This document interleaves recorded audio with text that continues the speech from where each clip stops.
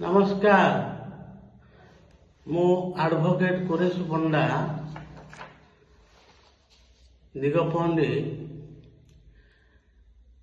गोटे वीडियो करने इच्छा प्रकाश कली कहीं निकट अतीत गंजाम जिले में मारदा महोत्सव पालन होता। से मारदा महोत्सव को ओडिशार लब्ध प्रतिष्ठित गवेषक साहित्यिक डॉक्टर कृष्ण केशव षडंगी महोदय अतिथि भाव में जोग देते एवं से महोत्सव एक विवादमान वक्तव्य प्रदान करते। मो षडंगी को भल भाव जाने।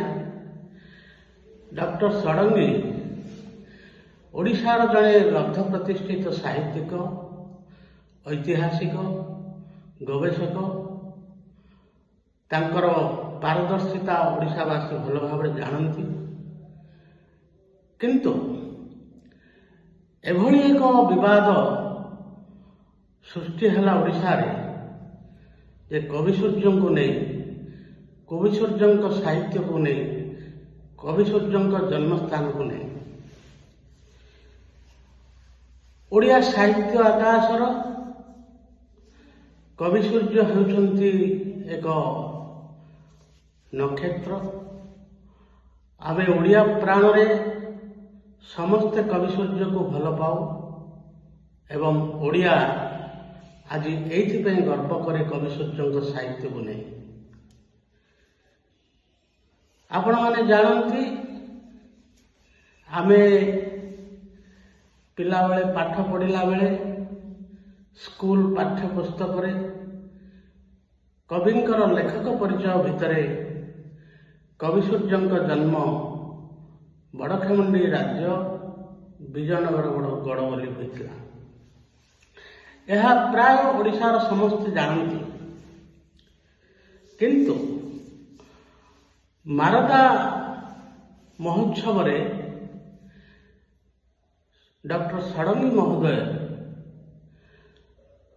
घुमुसर काव्य कविशेखर चिंतामणि 1903 साल रे प्रकाशित जो घुमुसर काव्यर किछि पंक्ति उद्धार करथिले और सेथुरु कहिथिले बागुआ नदीर जलराशि जो भूमि को चरण स्पर्श करिछि से होची कविसूर्य जन्मस्थान। आमे एडी गोटे कथा कहवा उचित मन करुछि जे बागुआ नदी कौन आठगड़ पाटना रे आरंभ एवं आठगड़ पाटना रे शेष हो जाइए? कदापि नुहे। एवं से गोटे कहला बेले कहिथिले न्यायशास्त्र कथा प्रत्यक्ष अनुमान एभली किछि कथा कहिथिले जहां को मु टिके जोड़ी दबा को चाहे। आईन शास्त्र भितरे स्मृति और श्रुति ये दुईटी सोर्स ऑफ लॉ। आमे जेहेतु मु जड़े आईनजीवी वकिलाती करुची तेणु आमे पाठ पढ़ीचु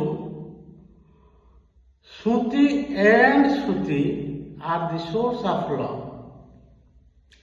तेणु स्मृति और श्रुति को